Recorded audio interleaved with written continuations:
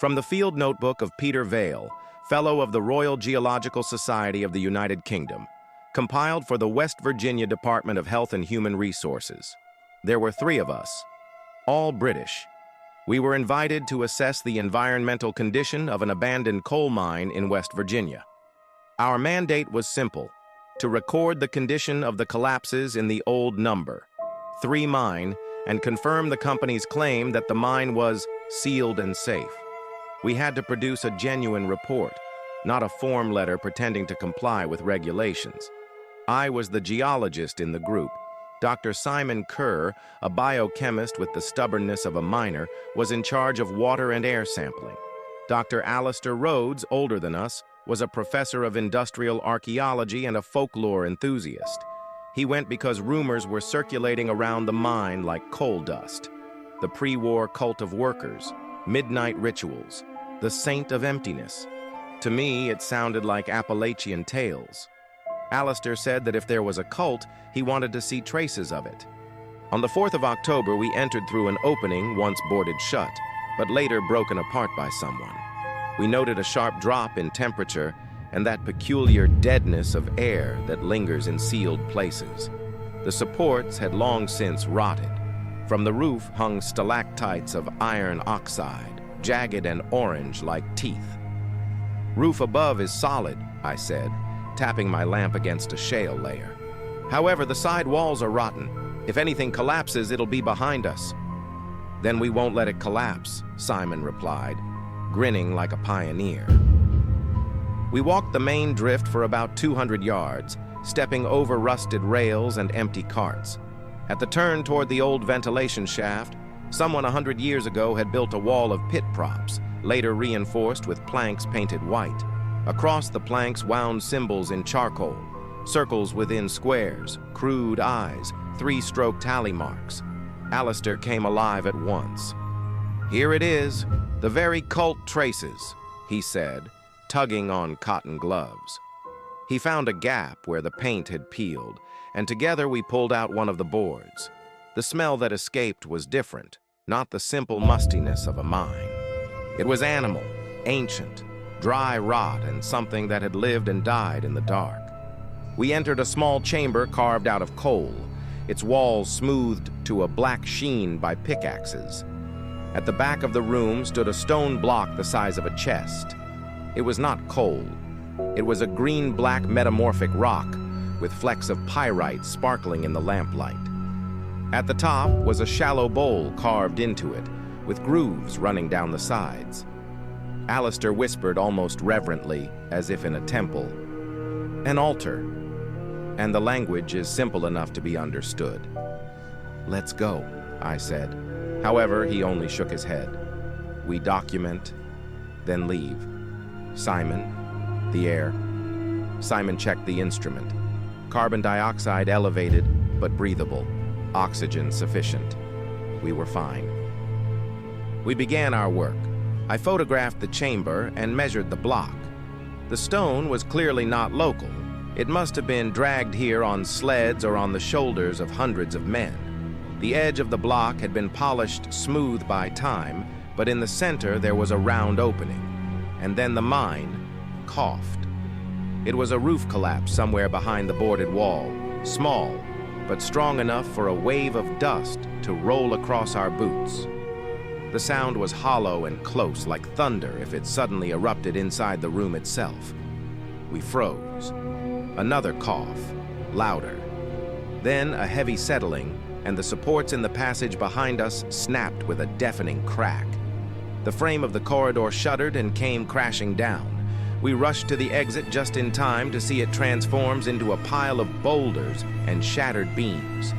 I tried to pry at the new stone barrier with a crowbar and felt it trembles. From behind it came the sound of breathing like that of a sleeping creature, the mind sinking deeper into its centuries-old slumber. For a while, no one spoke. The instrument clicked softly, marking the air levels.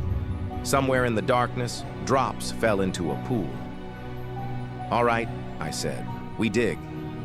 "Pete, wait," said Alistair, his lamp trembling as it lit the altar. Give me 5 minutes to finish. Get a grip, I barked. We'll come back later if we get the chance. Simon set his hand on my shoulder. We're not clearing this in 5 minutes. You and I start working on the collapse, and Alistair can fuss with his stone. When you say time's up, he joins us. It was foolish. It felt like we were making a bargain where no bargains were possible, as if we were negotiating with the weather. Still, that's what we did. Simon and I began carefully clearing the collapse from the top down, prying out slabs of shale and stacking them in neat piles. Work, rest, work again. The air grew warm and sticky, with the taste of copper in the mouth, like from a coin. Alistair worked almost in silence. Only once did I hear him suddenly laugh, a childlike, astonished laugh. Later, he muttered a quiet curse and began to breathe as though holding back pain. When I finally called out that his time at the altar was over, he didn't answer. I turned. Alistair was standing with his right hand braced against the edge of the stone. His left arm had vanished into the opening, up to the elbow. His jaw was locked tight, and beads of cold sweat had broken out on his upper lip. "Don't move," Simon said immediately, dropping the crowbar. "I can't," Alistair replied. We rushed over. Simon crouched down and shone his lamp into the opening. It was no ordinary hole. Inside were coils of something pale, bony, and glistening. Now I believe it was chitin. The rings had twisted tight, clamping down on his wrist like a spring. The skin around it was already pinched and inflamed. "On 3, I said. "Ready?" We pulled. At first gently, then with all our strength. The coils creaked, shifted. Alistair hissed, his hand held fast deep inside. And then suddenly the rings loosened. His hand came free as if the altar had spat out a seed. Alistair staggered back and clutched his arm to his chest. God, it stung me like a wasp at first, then nothing. "Let me see," Simon said. He lit the wrist. On the skin were 2 small marks, neat, red, surrounded by pallor. Between those ran a thin line beneath the skin, like a thread laid there. "A sting," Simon said, "or a bite. We need to clean it." He treated the wound, wrapped it, gave Alistair a pill. Within an hour, the wrist had swollen. Within 2, the whole arm was swollen. He burned with fever, then shivered with chills. His pulse raced, his pupils dilated wide, then shrank to pinpoints. We slept in turns, if it could be called sleep, with every thought spent counting the ways the ceiling might collapse. Twice I heard something moving behind the wall, not the groan of the roof, not water. A scratch, scratch, pause, scratch again. As if tiny hands were learning a new trade. Once I felt something brush against my boot. I shone the light. It was only a white, chalky moth with a torn wing. By the second day, the swelling in Alistair's arm began to take on shapes. There's no other word for it. The skin lifted into domes, soft, each with a dark point in the center, as though something was within. And those points moved. Not always. Only when the lamp shone on them, or when we spoke too quietly and the air began to hum, as if ventilation had kicked on in the mine. I counted 30, though I'd be to myself if I said the number mattered. 30 domes, as large as balls, moved beneath the skin on his arm. "We have to get him out," Simon said. He had always been too gentle all his life, but now there was something brutal in his eyes, and it frightened me more than the sickness itself. "We've been trying to clear the collapse for 2 days, I rasped. "So on the 3rd, we make it the last." We dug. We rationed our batteries, lamps on only when needed. The rest of the time we worked in the dark, by memory. We were careful, until one time I pried loose a slab and it slipped too quickly. The stack wavered, the slabs tumbled like a school of fish. The collapse groaned and went still. We didn't speak for a long time afterward. That night, Alistair woke and asked, "My name? What's my name?" He spoke with effort, as if the word itself were heavy. He didn't hear our reply. He turned his head toward the altar and fell silent again. The next day we saw daylight. At first it was just a narrow beam, a slit between two stubborn slabs, then a crack, then an opening large enough to slip a crowbar through, and beyond it the world gleamed like stolen treasure. We built a ladder out of the slabs we'd pulled free, and from there we widened the opening until a man could squeeze through. First we passed the packs, then Simon. Then we hauled Alistair, dragging him by the arms through that jagged hole. Last came me. He was lighter than a grown man should be, as if the mine had been quietly peeling pieces off him when we weren't looking. We laid him on a bed of damp autumn leaves beneath the beeches. I tore open his shirt and bared his chest, and I saw everything. Not just the 30 domes on his arm, but dozens more along his ribs and belly. They rose and fell like the backs of fish beneath still water. Something stirred under them, blind, drowsy. I pulled out my knife. "Don't," Simon said, as I reached toward one of the domes. "If they're in the vessels, if we cut them." "And then what?" I shouted. "Just wait until they hatch?" I pressed around the thinnest dome, lifted the skin like a blister, and touched it lightly with the knife. The membrane stretched tight, then turned transparent. For a heartbeat, I saw inside, a pale creature curled like a shrimp, jointed, with a blunt little head and a ring of tiny teeth. It reached toward the knife, not recoiling, but reaching as if drawn to it. We wrapped Alistair in spare shirts to protect him from the sun.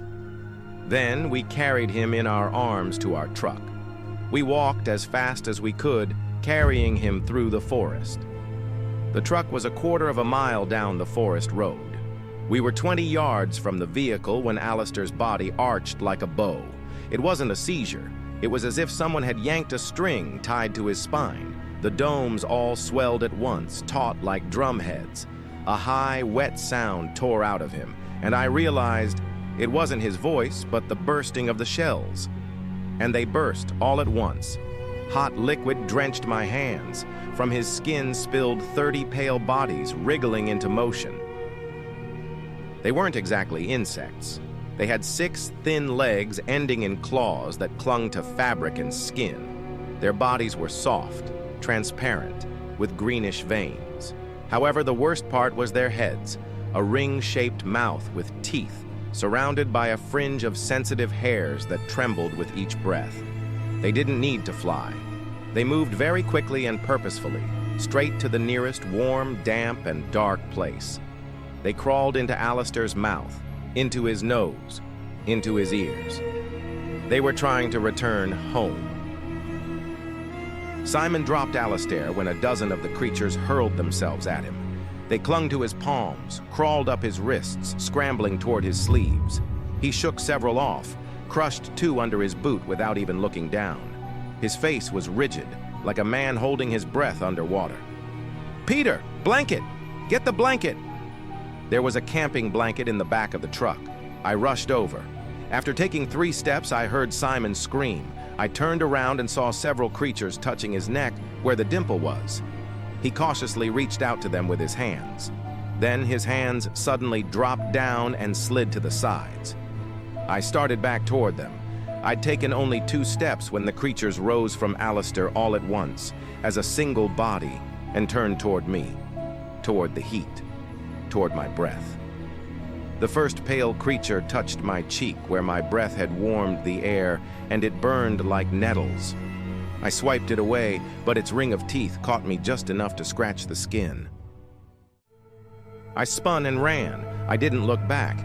I slammed into the truck door, yanked it open, fumbled the keys 3 times before I got the engine to turn. I floored the pedal. I'd like to say I drove straight to the hospital. Maybe I did, in a way. However, in truth, I just drove. I drove until the trees along the roadside blurred into gray ribbons, until they came back into shape again. At one point, I vomited out the window, and through the glass, I noticed 3 of the creatures pressed to the inside of the passenger window. They crawled in circles, probing the glass, searching for a crack. I gunned it harder.